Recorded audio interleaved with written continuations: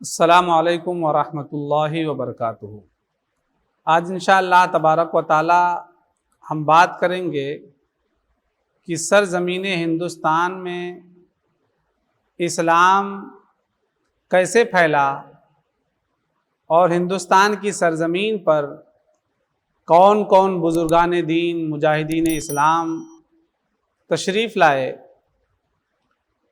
تو میں آپ کو بتاؤں، ہندوستان کی سرزمین پر اسلام زمانے رسالت میں ہی پھیل گیا تھا، یا یوں کہہ لیجیے آپ اسے کہ ہندوستان کی سرزمین میں اسلام سرکار دو عالم صلی اللہ تعالی علیہ وسلم کے زمانے میں ہی داخل ہو گیا تھا۔ اس کا واقعہ کچھ اس طریقے سے ہے کہ معجزہ شق القمر جب ہمارے آقا صلی اللہ تعالی علیہ وسلم کے ہاتھوں سے رونما ہوا کہ کفار مکہ کی مانگ پر آپ نے اپنی انگلی کے اشارے سے چاند کے 2 ٹکڑے کر دیے، تو اس وقت کیرالہ کی سرزمین کا ایک راجا جس کا نام تاریخوں میں پیرومل آیا ہے، وہ اپنے چھت پر اس وقت لیٹے ہوئے تھے، تو انہوں نے جب اچانک سے دیکھا کہ چاند پھٹ گیا، چاند 2 ٹکڑے ہو گیا، تو وہ بڑے حیران ہوئے کہ آخر چاند کیسے 2 ٹکڑے ہوا۔ تو انہوں نے معلومات کرنا شروع کیا تو پتہ چلا کہ چاند 2 ٹکڑے کرنا یہ نبی آخر الزماں صلی اللہ تعالی علیہ وسلم کی صفات میں ہے۔ تو پھر انہوں نے آقا کریم صلی اللہ تعالی علیہ وسلم کا وطن جانا، اور اس طریقے سے وہ پھر جا کر کے اسلام قبول کرتے ہیں۔ اس کے علاوہ سراندیپ کی سرزمین پر اور کیرالہ کی سرزمین پر عرب تاجروں کا بہت آنا جانا تھا، یہاں سے تجارت کیا کرتے تھے، اور کیرالہ کے تعلق سے تو مشہور بھی ہے کہ وہاں پر ایک صحابی کا مزار ہے، حضرت مالک ابن دینار رضی اللہ تعالی عنہ کا۔ تو یہ حضرات تجارت کے غرض سے آتے تھے، اور ان کا اخلاق، ان کا کردار اس قدر بلند ہوتا تھا کہ لوگ ان کے اخلاق اور کردار کو دیکھ کر کے انہیں اپنا لیتے تھے، ان کا مذہب اپنا لیا کرتے تھے۔ تو اس طریقے سے اس دور میں وقتاً فوقتاً لوگ مسلمانوں کے یا جو صحابہ آئے تھے ان کے اخلاق سے، کردار سے کچھ لوگ اسلام قبول کیے۔ اسی طریقے سے سراندیپ کی سرزمین پر بہت سارے عرب تاجر آباد تھے، تو جب انہیں عرب کے بارے میں یہ خبریں ملتی تو چونکہ وہ عربی جانتے تھے، جب قرآن پاک کی تعلیم انہیں پہنچی تو لوگ جوق در جوق اسلام قبول کرنے لگے، یہاں تک کہ پھر سراندیپ کے راجا نے ہی اس وقت جو خلیفہ تھے بنی امیہ سے، عبد الملک یا ولید ابن عبد الملک خلیفہ تھے، تو ان کے پاس سراندیپ کے راجا نے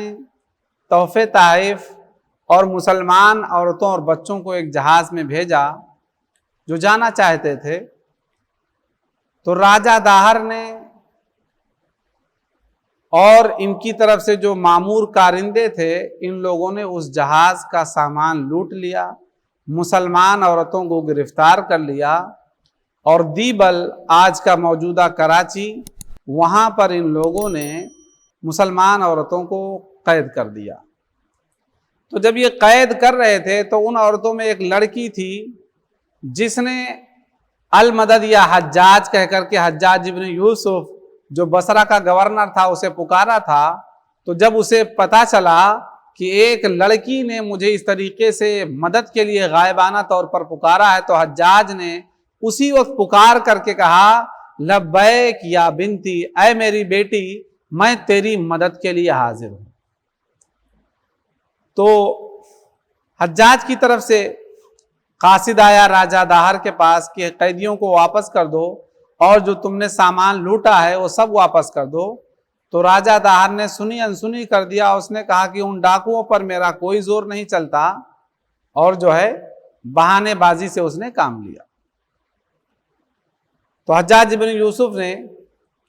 کچھ لشکریوں سے، غالباً 3000 لشکریوں کے ساتھ میں عبید اللہ ابن نبہان کو بھیجا، وہ آئے کہ مسلمان عورتوں کو گرفتاری سے نجات دلائیں، لیکن راجہ داہر کے لشکریوں کا لشکر بہت بڑا تھا، لہذا وہ شہید ہو گئے اور ان کا لشکر شکست کھا گیا۔ پھر حجاج ابن یوسف نے تقریباً 6000 فوجیوں کے ساتھ میں بدیل نامی ایک بہت ہی بہادر کو کمانڈر بنا کر کے بھیجا سرزمین سندھ کی طرف۔ تو جب، چونکہ اس زمانے میں یہ جو ہمارا علاقہ یہ ہند کہلاتا تھا اور وہ سندھ کہلاتا تھا، آج بھی جو ہے کہا جاتا ہے، کسی زمانے میں یہ پورا ایک ملک ہوا کرتا تھا، اب الگ الگ ہے۔ بہرحال سرزمین سندھ کی طرف بدیل آئے تو وہ بھی بڑی بہادری سے لڑے، لیکن جو ہے ان کا گھوڑا اچانک سے بدکا تو وہ گھوڑے سے گر گئے، پھر انہیں سندھی سپاہیوں نے شہید کر ڈالا، تو وہ لشکر بھی شکست کھا گیا۔ تو پھر حجاج ابن یوسف نے اپنے نوجوان بھتیجے جن کی عمر 17 سال تھی، محمد ابن قاسم رضی اللہ تعالی عنہ کو بھیجا 6000 کا لشکر دے کر۔ تو محمد ابن قاسم رضی اللہ تعالی عنہ اتنے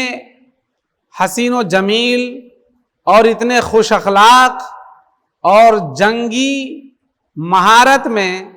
جنگی فنون میں اتنی مہارت تھی انہیں کہ وہ لشکروں کو شکست پہ شکست دیتے چلے آئے، یہاں تک کہ انہوں نے دیبل کو فتح کر لیا اور تمام مسلمان عورتوں اور بچوں کو قید سے آزاد کروایا۔ پھر آخر میں راجہ داہر سے بھی ان کا ٹکراؤ ہوتا ہے، راجہ داہر بھی مارا جاتا ہے، اور اس طریقے سے محمد ابن قاسم رضی اللہ تعالی عنہ نے اخلاق کا ایسا مظاہرہ کیا کہ بہت سارے غیر مسلم جو کفر و شرک میں مبتلا تھے، محمد ابن قاسم کا اخلاق دیکھ کر کے دامن اسلام سے وابستہ ہو گئے۔ کئی سارے شہروں میں محمد ابن قاسم رضی اللہ تعالی عنہ کے زمانے میں لوگ اسلام قبول کیے۔ پھر اور بھی بادشاہوں کا زمانہ آیا، انہوں نے بھی اپنے اپنے طور پر اسلام کو پھیلانے کی کوشش کیا، لیکن میں آپ کو بتاؤں، سلطان محمود غزنوی بھی آئے، ان کے زمانے میں بھی کافی اسلام کا بول بالا ہوا۔ پھر ان کے جانشینوں کے ختم ہونے کے بعد میں شہاب الدین غوری تشریف لائے۔ اسی وقت حضور خواجہ غریب نواز رضی اللہ تعالی عنہ کا زمانہ تھا۔ آپ کو آقائے کریم صلی اللہ تعالی وسلم کے روضے سے بشارت ہوئی تھی سرزمین ہند کی طرف آنے کی، تو آپ جو ہے مدینہ طیبہ سے آپ نے رخت سفر باندھا اور منزلوں پہ منزلیں مارتے ہوئے اجمیر کی سرزمین پر آپ پہنچے۔ وہاں کا راجہ پرتھوی راج تھا، اس نے اور اس کے کارندوں نے آپ کو بہت پریشان کیا، تنگ کیا۔ تو ایک دن خواب میں شہاب الدین غوری کو آپ نے حکم دیا کہ سرزمین ہند پر حملہ کر۔ شہاب الدین غوری اس سے پہلے شکست کھا گئے تھے، ان کے کچھ کمانڈروں نے بے ہمتی کا مظاہرہ کیا تھا تو وہ شکست کھا گئے تھے۔ تو جب انہوں نے ایک بزرگ کو کہتے ہوئے سنا تو فوراً اپنے لشکریوں کو جمع کیا اور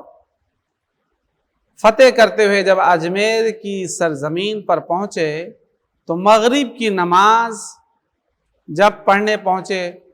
تو کسی اور کے پیچھے نہیں بلکہ وہ خواجہ غریب نواز رضی اللہ تعالی عنہ کے پیچھے پہنچے۔ اور جب آپ کا چہرہ دیکھا تو کہا قسم خدا کی یہ تو وہی چہرہ ہے جس نے مجھے خواب میں کہا تھا کہ حملہ کر، تجھے اللہ تعالیٰ فتح عطا فرمائے گا، اور فتح ہوئی۔ لیکن آپ نے بارہا یہ سنا ہوگا کہ سرزمین ہندوستان پر جب اسلام کے پھیلنے کی بات آتی ہے تو زیادہ تر لوگوں کے ذہن میں نام سیدنا غریب نواز رضی اللہ تعالیٰ عنہ کا آتا ہے۔ آنا بھی چاہیے۔ اس کی وجہ سب سے بڑی یہ ہے کہ آپ کے دستے حق پرست پر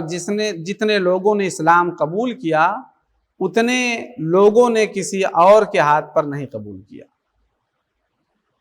لکھنے والوں نے لکھا ہے تقریباً 90 لاکھ لوگوں نے سیدنا غریب نواز رضی اللہ تعالی عنہ کے دستے حق پرست پر جو ہے توبہ کیا، کفر و شرک سے اور اسلام میں داخل ہوئے، اس لیے آپ کا نام زیادہ لیا جاتا ہے۔ پھر وقتاً فوقتاً اپنے اپنے زمانے میں اور بھی بہت سارے بزرگان دین، سیدنا خواجہ بختیار کاکی، حضرت قطب الدین رضی اللہ تعالی عنہ، اس طریقے سے اور بھی بہت سارے بزرگان دین ہیں جن کی بدولت اللہ تبارک و تعالیٰ نے اپنی مخلوق کو ہدایت فرمایا، کفر و شرک سے کے دلدل سے انہیں نکال کر کے توحید پرست بنایا، اپنا اور اپنے رسول کا ماننے والا بنایا۔